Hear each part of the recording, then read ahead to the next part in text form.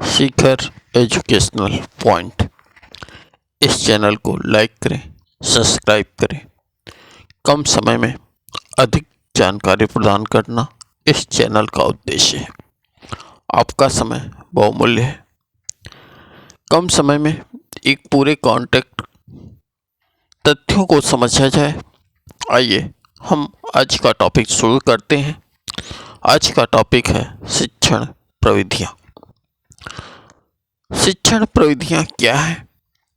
एक शिक्षक अपनी शिक्षण विधि या विषय वस्तु के प्रस्तुतिकरण को रोचक, प्रभावशाली एवं उद्देश्यपरक बनाने के लिए जिन भी उपायों का प्रयोग करता है उसे शिक्षण प्रविधियाँ कहते हैं।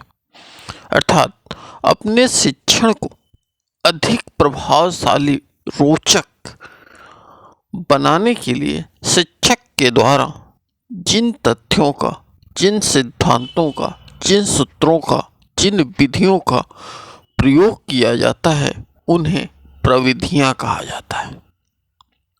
जैसे जब एक शिक्षक मौखिक रूप से बालकों के सामने अपने विषय वस्तु को प्रस्तुत करता है तो वह शिक्षण की व्याख्यान विधि का प्रयोग करता है। लेकिन जब उसे रोचक व प्रभावी बनाने के लिए बच्चों को उदाहरण देता है, तथ्यों को स्पष्ट करता है, उनसे प्रश्न पूछता है, उन्हें संबंधित कहानियां सुनाता है, तो यह कार्य प्रविधियां कहलाते हैं। शिक्षण प्रविधियां 14 प्रकार की होती हैं। पहला है प्रश्नोत्तर प्रविधि। इसे सुकराती विधि भी कहा जाता है। इसके प्रवर्तक सुकरात हैं और यह पाठ के पुनरावलोकन व प्रत्यास्मरण में सहायक है। दूसरा है विवरण प्रविधि।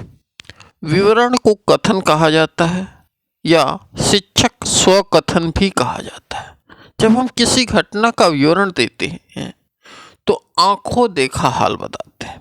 हमने अपनी आंखों से जो कुछ भी देखा है उस घटना को जब हम क्रमबद्ध रूप में किसी को बताते हैं तो उसे विवरण कहा जाता है। वर्णन प्रविधि। वर्णन का अर्थ होता है विस्तृत व लंबा।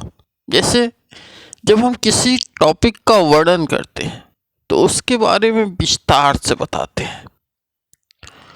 वर्णन द्वारा तथ्यों को तार्किक व मनोवैज्ञानिक दोनों क्रम में प्रस्तुत किया जाता है। वर्णन की प्रकृति संश्लेषणात्मक होती है। व्याख्यान प्रविधि। व्याख्यान का अर्थ पाठ को भाषण के रूप में पढ़ाने से है। स्पष्टीकरण प्रविधि। इसमें विषय वस्तु का प्रस्तुतिकरण क्रमबद्ध, सुनियोजित तथा विस्तृत रूप में किया जाता है। स्पष्टीकरण की 5 विशेषताएं होती हैं। भाषा स्पष्ट होनी चाहिए, समग्रता होनी चाहिए, उपयुक्तता होनी चाहिए, विशिष्टता होनी चाहिए और क्रमबद्धता होनी चाहिए। यानी कि जब हम किसी चीज़ का स्पष्टीकरण देते हैं तो हमारी भाषा सरल व संयमित हो, समग्र हो यानी कि पूरी घटनाक्रम से हो, उपयुक्त हो, सही हो, विशिष्ट हो यानी कि उसमें वो तथ्य निहित हो और क्रम से हो। छठा है कहानी कथन प्रविधि। यह प्रविधि छोटी कक्षा के लिए उपयोगी है। बालक जिज्ञासु होने के कारण कहानी सुनने में रुचि लेते हैं, इसीलिए उन्हें कहानियों के द्वारा उनके भाषा में विस्तार या भाषा को बढ़ाया जाता है, शब्द भंडार में वृद्धि की जाती है। निरीक्षण व अवलोकन प्रविधि।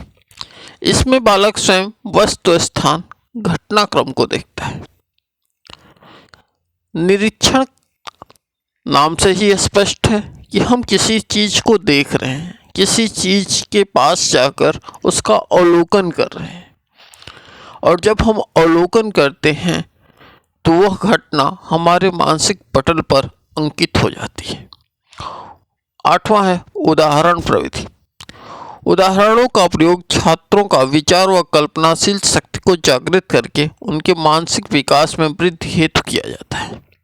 हम उदाहरण का प्रयोग कब क्यों करते हैं? जब बालक हमारी बातों को समझ नहीं पाता है तब हम उन्हें उदाहरण देते हैं कि फला गांव में फला प्रकार की घटना हुई थी, जैसी घटना यहाँ हुई है।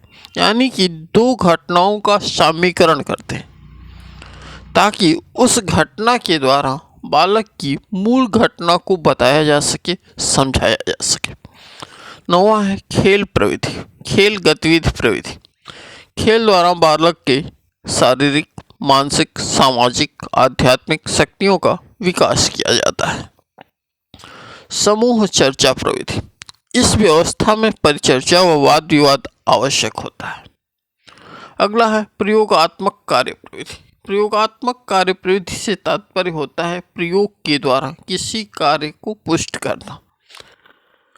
प्रयोग एक निश्चित स्थान पर किया जाता है। अगला है कार्यशाला प्रविधि।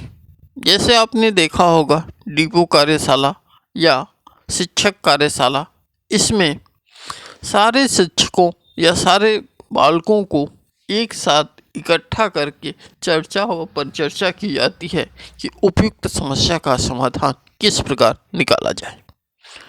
अगला है वाद विवाद प्रविधि, यानी कि वार्तालाप के द्वारा आपस में प्रश्न उत्तर पूछकर बालकों को समझाने की प्रविधि है। भ्रमण प्रविधि, इसे पर्यटन प्रविधि भी कहा जाता है। तो इस प्रकार आज हमने शिक्षण प्रविधियों के बारे में जानकारी इकट्ठा की। आपसे अनुरोध है शिखर एजुकेशनल पॉइंट को सब्सक्राइब करें, इस लाइक करें और कमेंट में ज़रूर बताएं कि यह वीडियो आपको कैसी लगी। कम समय में अधिक ज्ञान प्रदान करना मेरा उद्देश्य है। साथ ही साथ मैं कोशिश करता हूँ कि जब कोई भी विद्यार्थी इस कॉन्टेक्स्ट, इस तथ्य को 2 से 3 बार सुने, समझे और उसे अपने शब्दों में व्यक्त करने का प्रयास करें। धन्यवाद।